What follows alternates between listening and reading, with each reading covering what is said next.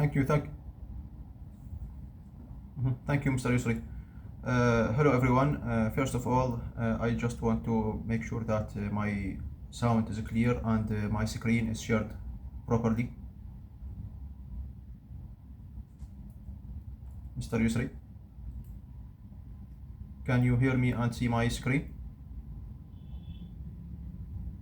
Okay, so I will just start. Hello everyone, and thank you for having me here today. I'm very glad to be here within this group of pioneering people in this topic. Actually, after Mr. Yusri talked to me about this topic and invited me to be part of it, I didn't have a specific assignment to work on, so I just tried to focus on the general idea or the general topic, general theme of this event, and had a very general title for it, which is the importance of international collaboration for scientific research success. As a researcher, as a PhD holder, my focus is on the scientific research part of this topic, and I will try to explain it as much as I can. Before starting, I just want to talk a little about myself. First of all, thanks to Mr. Yusri for inviting me. My name is Mustafa Sadiq Al-Jumaili. I finished my PhD in the US in 2020 during the pandemic. And before that, after that, since then, I have been working on my YouTube channel and my blog to try to spread knowledge and about different topics related to the ICT, information and communication technologies, English language, scientific research, and all different things. And through that channel, surprisingly, I have been in collaboration and cooperation with many researchers and innovators around the world, starting from Iraq, Algeria, Libya, Morocco, Mauritania. These are in the North Africa. Also Saudi Arabia, US, and China, of course. So I will try to talk about this topic from a different angle related to my field of expertise and work in this area. So first of all, I will talk about international collaboration in general. Then we will talk a little about the global research landscape to see how are most of the countries and institutes, organizations around the world are intertwined through research and business. Also, after that, we will talk about the world leaders in scientific research, and it is no surprise that you will see that they are the US and China, of course. Then we will talk about the benefits of international collaboration, which I'm sure that a lot of my friends, my colleagues already talked about it, and they gave a lot of examples, like real examples from real life. We will talk a little about the factors for success of the scientific research and how can the collaboration and cooperation internationally help foster this. Then we will talk about case studies, lessons learned, and best practices in this area. Then we will try to understand the talent mobility formula and see how are the geopolitics recently have changed or shifted this mobility directions in the world. And of course, some of my colleagues already talked a little about that. Then we will try to understand the importance of diversity and inclusion in scientific research and collaboration. After that, we will also talk a little about the challenges facing such cooperation and the only way forward, in my opinion, of course. And finally, we will end with some conclusions and recommendations.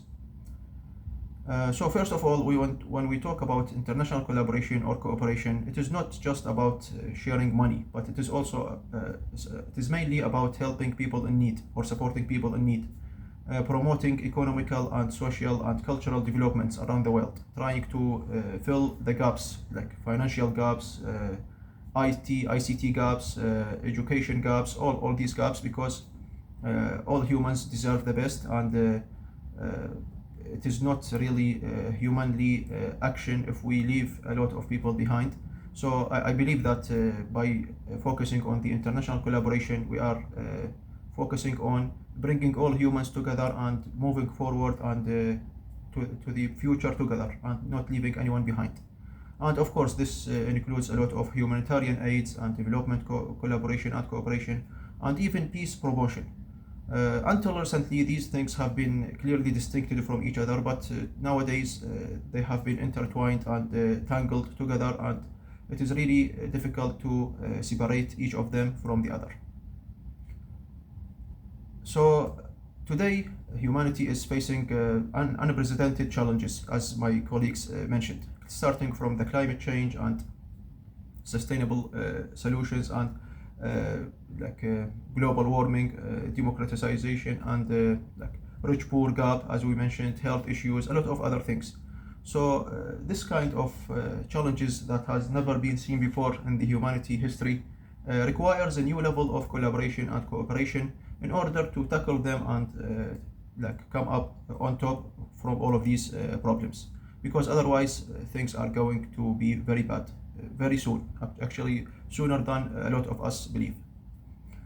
In order to understand the global research landscape, you see here several organizations, governments, institutes, cooperations, and we can see that actually mostly most of the countries, governments, organizations around the world have been working together in one way or another along the history. So it is nothing new that we are calling for, but it has been already there since the beginning, despite the problems that can happen from time to time due to the geopolitics and the competition among the superpowers in the world.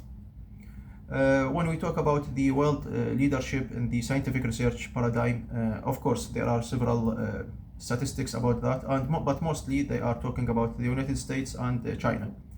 Until recently, United States have been very far ahead in front of everyone else, but as we also saw in the last 4 or 5 years, because of the political problems and other issues, a lot of fund has been withdrawn from the national labs and universities in the US, which called for a lot of talents or skilled people to migrate from the US and looking for other destinations. At that specific time, especially before and after the coronavirus pandemic, we saw a lot of European countries and even China started to hunt these talented people and started to provide new grants and funds programs, especially the ones that my colleagues talked about earlier, which has been changing or shifting the paradigm very largely during these years. Now we see that a lot of talented people are no longer aiming for the US only. Canada, Europe, Australia, UK, China, a lot of other countries have been acquiring more and more of these talented and skilled people. And the scientific research and innovation and entrepreneurship and having big companies have already been seen shifting towards these countries. Because we can see that there is a very big compatibility between the funds and the grants and these talent hunting programs and the economical growth and prosperity along the history. So these countries are doing well by acquiring talent and skilled people, and of course we will see that more and more of their problems will be solved, and more of their innovation will be better and better along the history, hopefully.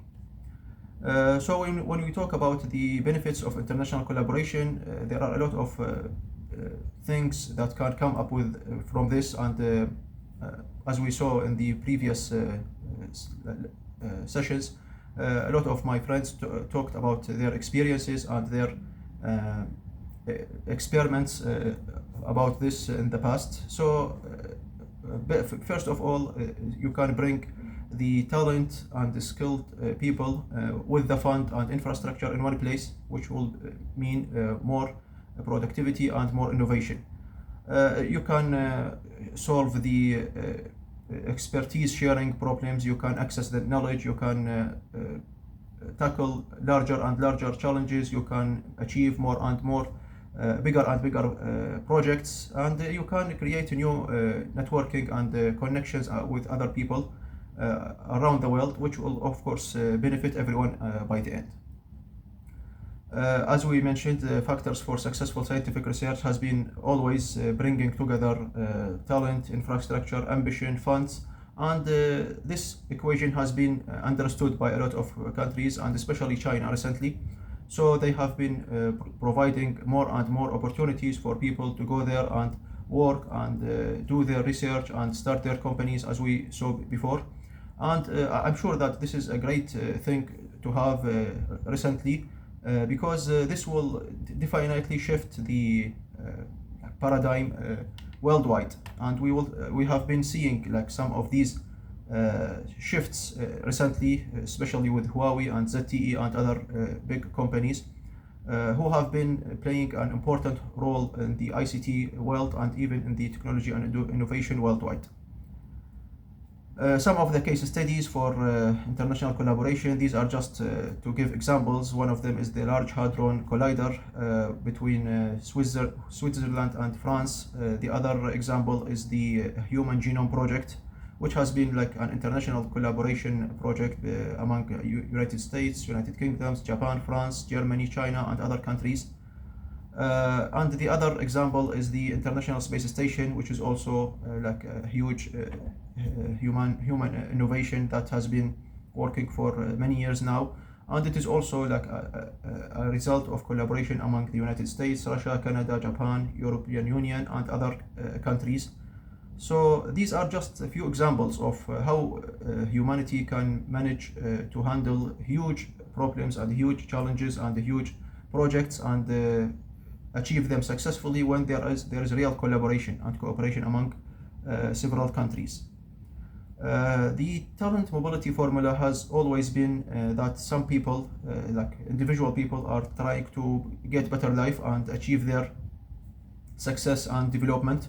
And on the other hand, there are some countries, organizations, institutes, governments that have been providing successful management. So whenever the talent and ambition meets a successful management, the individual development plan will be like a shared and common goal for everyone. And this equation has been understood, as I said, by several countries recently, and they have been working very hard to acquire talented people and skilled people, because this will of course accelerate innovation, accelerate tackling problems and facing challenges faster, because the more we wait, the bigger the challenges will become.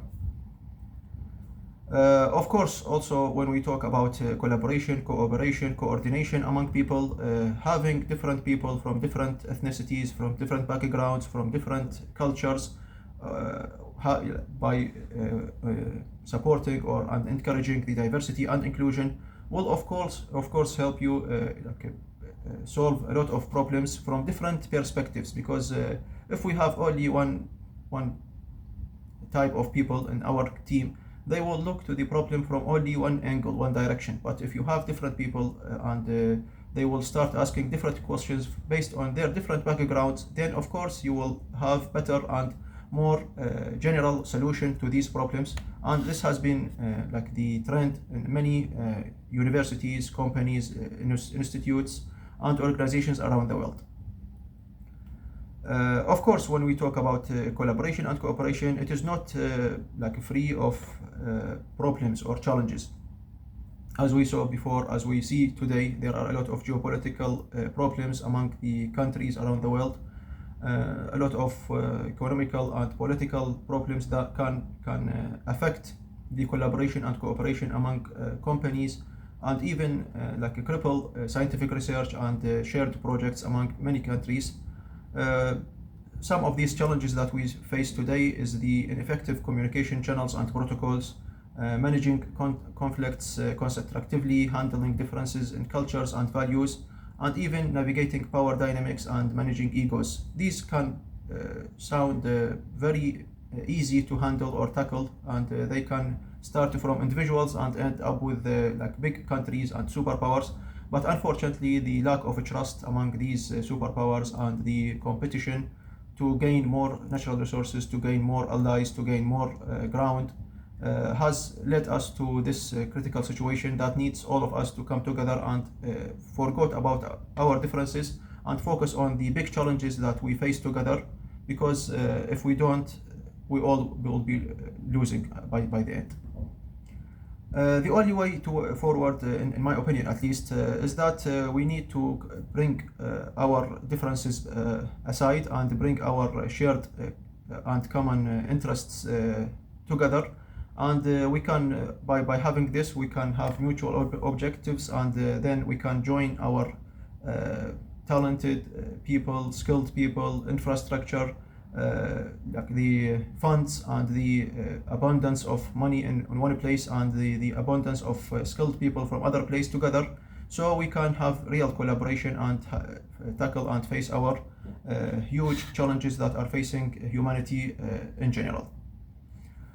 Finally, in conclusion, the world, as we said, is facing an increasing and unprecedented types of challenges and problems, and any single nation, no matter how superpower it is, cannot handle or deal with these kinds of challenges alone, because we live together in this blue planet, and no one of us is safe if not every one of us is safe.